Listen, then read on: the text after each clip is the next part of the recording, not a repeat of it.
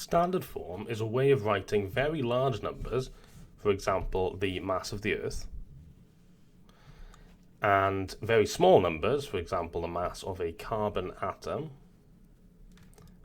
in a much more concise way.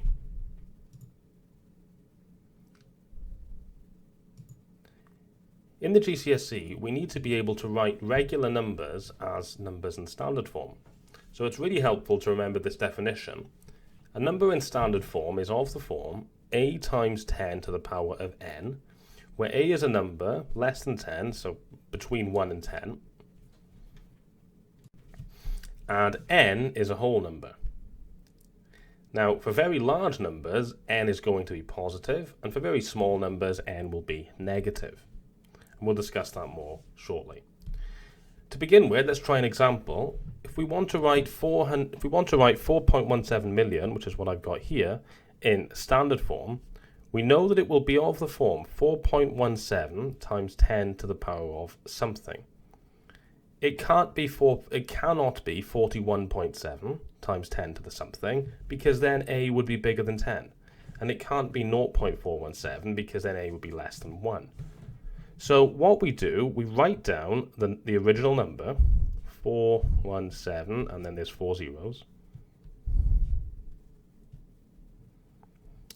I'm going to insert a decimal point between the 4 and the 1, as we will have in standard form. And I need to see how many times I need to move my decimal point to the right in order to get the number in the question. And if I count, I need to go 1, 2, 3, 4, 5, 6 times. Remembering from an earlier video, if I move my decimal point to the right once, that is equivalent to timesing by 10. So if I do it twice, that's equivalent to timesing by 10 squared, 3 times 10 cubed, and so on. So if I need to move the decimal point 6 places to the right, that is the same as timesing by 10 to the power of 6. So I can say that 4.17 million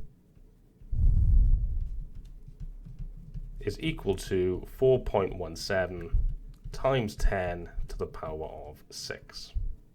And that is my answer in standard form. Here are some practice questions for you to try. Please pause the video now and have a go at them, and when you're ready for the answers, press play. Here are the answers. For the first question, I'm going to write down that I have 6.23 times 10 to the power of something. And to work out what the something is, I need to see how many places the decimal point has to move to get from 6.23 to the number that we originally had. And it would need to go 1, 2, 3, 4, 5, 6 times. So the answer is 6.23 times 10 to the power of 6. For the second question, we would have 5.03 times 10 to the power of 1, 2, 3, 4, 5, 6, 7, 8. 5.03 times 10 to the power of 8. And then in C, this is a real-life example. So if I write down 66540, so this is the length of the River Nile in Egypt. Decimal point would need to go 1, 2, 3, 4, 5, 6 times again. So it's just 6.65 times 10 to the 6 meters. And if you wanted to put it into kilometers, you would divide by 1,000. You would get 6.65 times 10 to the 3 kilometers.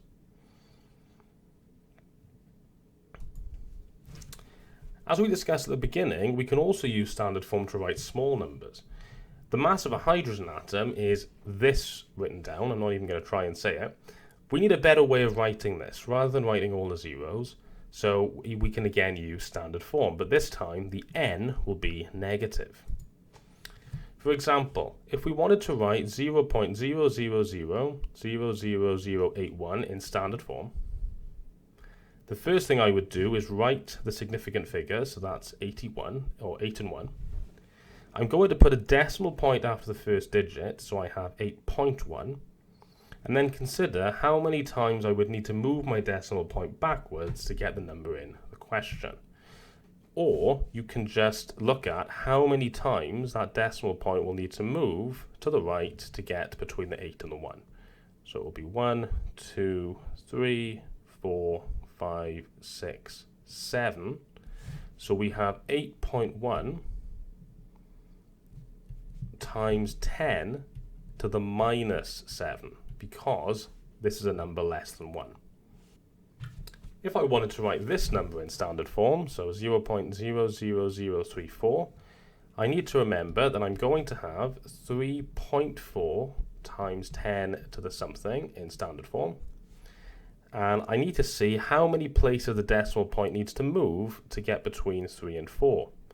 1, 2, 3, 4.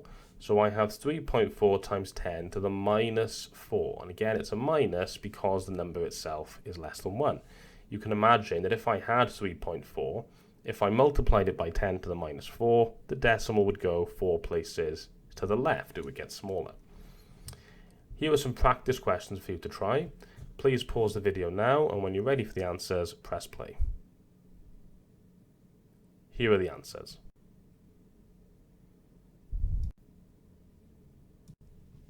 We also need to be able to change from standard form back to a regular number.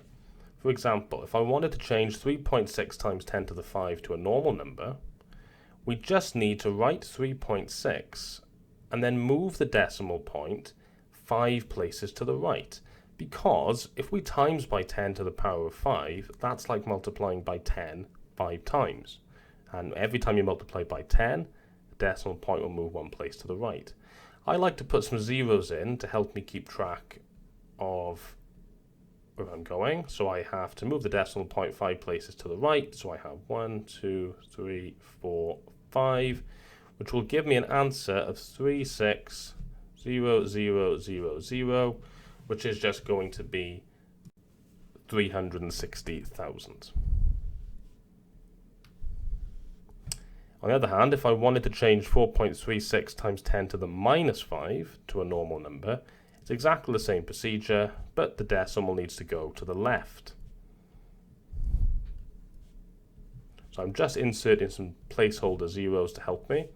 Decimal point needs to go 1, 2, 3, 4, 5 places to the left, which will give me 0.0000436. Here are some practice questions for you to try. Please have a go at them now. Pause the video, and when you're ready for the answers, press play. Here are the answers.